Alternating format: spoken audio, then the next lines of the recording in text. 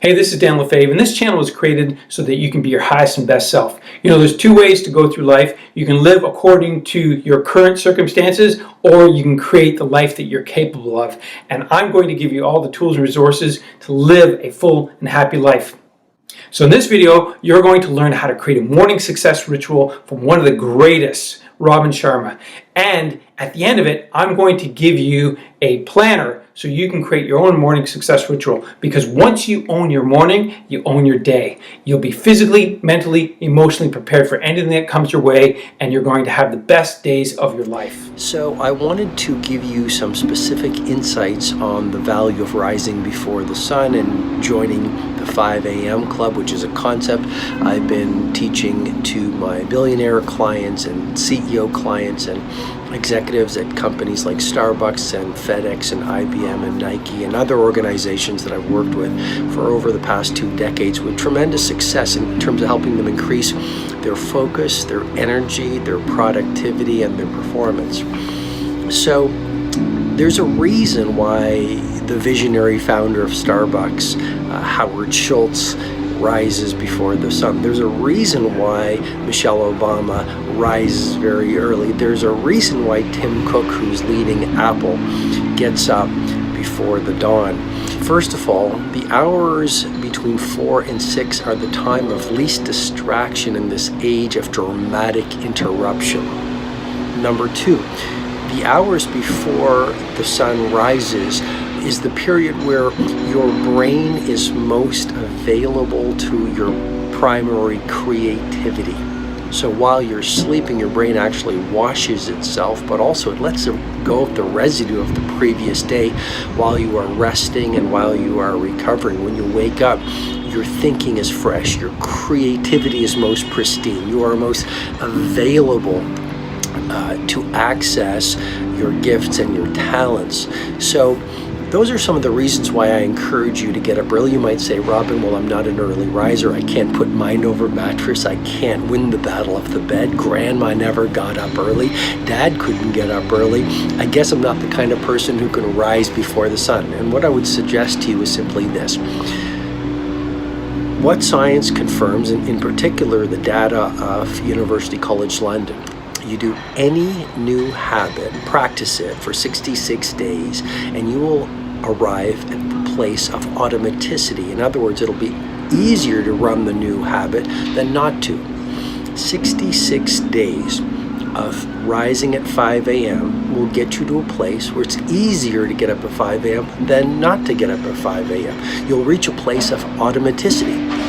In my book, The 5 a.m. Club, I say all change is hard at first, and it's messy in the middle, and it's gorgeous at the end. I'll repeat that again because it's so important. All change is hard at first, messy in the middle, and it's gorgeous at the end. In the book, there's a chapter on the habit installation process that actually explains the 3 phases every habit goes through before you wire it into the place where it's automatic. Number 1, destruction. Number 2, integration, and number 3, implementation. Really important to remember that. So you can get up early. You can install habits. As a matter of fact, neuroplasticity, which is the phenomenon that speaks to the fact the brain is like a muscle. The more you flex it and push it, the more it's going to grow. You have that gift. It's not just for Federer and Serena Williams and Oprah Winfrey and Shakespeare and Jean-Michel Basquiat and Steve Jobs and Elon Musk. You have a brain that has the capability to grow and adapt. But ideas don't work for people unwilling to do the work. And part-time, this is another idea from the 5 a.m. Club, part-time commitment leads to part-time results. Okay, so once you're up at 5 a.m., you've practiced it for 66 days, you've gone through the difficulty at the beginning and then the messiness in the middle, and now you've installed it towards the end of the 66-day protocol. Then what do you do during this process between 5 and 6? Well, I call it the victory hour. I go into great depth into exactly what to do in the 5 a.m. Club, but for now, very high level, the 20-20-20 formula basically tells you exactly what to do from 5 to 6. Right? And this is your period of preparation. The Spartan warriors said it well. Sweat more in training and you'll bleed less in war. Well, business right now and the world right now, it's sort of a war. There's so much distraction. There's so many seductions. There's so much competition. There's a lot of complexity. So from 5 to 6 is really when you sweat more in training. It's your training period where you protect what I call the 4 interior empires. Your mindset, your heart set, your health set, and your soul set. Everyone's talking about mindset these days. I think that's only 25% of the personal mastery and elite performance equation. Why? Because your mindset is your psychology. Of course, your psychology is important.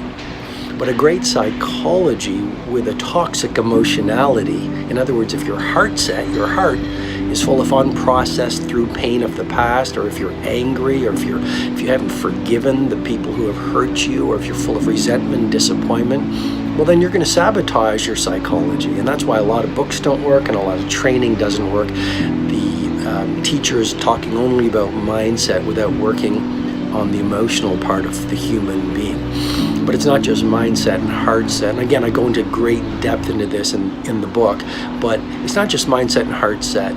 It's also your health set, okay? I mean, if you don't have energy, if you don't have vitality, if you don't have stamina, you're not going to win. And then it's also the 4th interior empire, your soul set. Soul set, you might say, well, it's not relevant to me. I'm not a religious person. Well, soul set has nothing to do with religion. Soul set is all about building fluency and intimacy with your true wisdom and the hero within you and the primal genius that lurks at your core. You see, we all have an ego side, and that's just our scared, insecure self. And then we have a heroic nature. Yes, you do, right in you right now. You might not know it, you might not have a strong relationship with it, but it's there with you. And that's what soul set's about. It's about building that relationship with your highest nature. And the relationship with your highest nature sets up the relationship with your family, strangers, your teammates, suppliers, customers, your prosperity, your creativity, and your impact on humanity. So the first step of your morning success ritual is to get up and drink some water. You want to drink about 1 liter of water, and you can drink it as quickly or as slowly as you want to.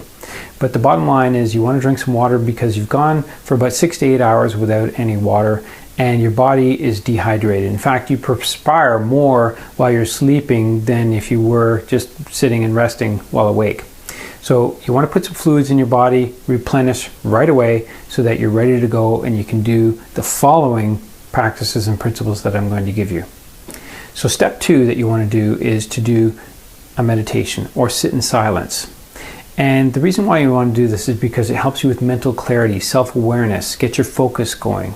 So if you could devote maybe 5 to 10 minutes of silence, whether you're listening to your heart rate or you're breathing, just focusing on those things if you're in silence. If you would rather do something different, you can download a guided meditation, maybe a 10-minute guided meditation, something very quick and easy to do, something that focuses on what you want. Maybe it's inner success or something like that. But if you could do something where you're getting your focus, your clarity, your self-awareness, that's going to make a huge difference throughout your day. The third thing you're going to want to do is to do some physical movement. It could be a walk or it could be a run. It could be something very simple. But the fact is, if you can do 5 to 10 minutes or even a little bit more, do some physical movement. Because my mentor, Tony Robbins, he recommends that we do some physiological movement so that we are revved up, ready to go. Our posture is up, our muscles are revved up. You know, the synovial fluids in our joints are more fluid, and we have more flexibility. And we're basically getting ourselves charged and ready to go so that we can be our highest and best throughout the day. So the next thing you're going to want to do is feed yourself. You're going to want to eat. You're going to want to get some good nutrition in, and you're going to want to make it as raw and organic and as low or no sugar, low glycemic. You want to basically put some food in your body that's really high energy, that's going to give you the kind of results you want. I have an amazing breakfast where I don't have to eat for 5-6 hours. I feel so strong and ready to go that I don't need to eat that long. I don't snack or anything like that. I just have water. But you want to have some sort of nutrition, something that is going to allow you to function at your highest level for 2, 3, 4, 5, 6 hours without having to replenish. You can put some food in your body that's going to give you that capability to be at your highest and best. So I recommend that you find something that works for you, test it out, and then continue to work on improving that And once you find a system like I have that works really well for you, stick with it. Maybe modify it a little bit here and there. So the fifth and final practice that you're going to want to do is set your intentions. And I recommend that you set your intentions the day before. So in the morning, you're just doing a recap of what you set. And the reason why we do them the night before is because your mind listens to the last thing that you give it and works on it all night, and you'll wake up with that in your mind. In fact, sometimes it gives you some ideas and solutions that will help you throughout your day by setting your intentions the night before. So the method is to set your intentions the night before. Set your goals, your focus, your objectives, your high value actions that you're going to take the next day. Basically project into the future what you're going to do. And in the morning, just review them, recap them, and think about, how's this going to happen? Chart your path out. Think, which ones do I want to do first? Because if I finished, my top 3 things today, would that make me feel really satisfied and happy? And if the answer is yes, then put those 3 things in your intentions the night before, focus on them in the morning, and get to work on them. And make sure that you work on them throughout the day and put them in your calendar and your timeline so that you get them done. So at the end of the day, you can check them off and say, I did that, and feel really good about what you did. All right, so those are the 5 key practices as a part of your morning success ritual. And I've gone ahead and given you a planner. It's downloadable here. You can just click on the button, enter your information, it'll show up right in your inbox. You can have it, you can use it, you can put it into practice right away today. And I recommend that you do it right away, because ask yourself this question: if not now, when?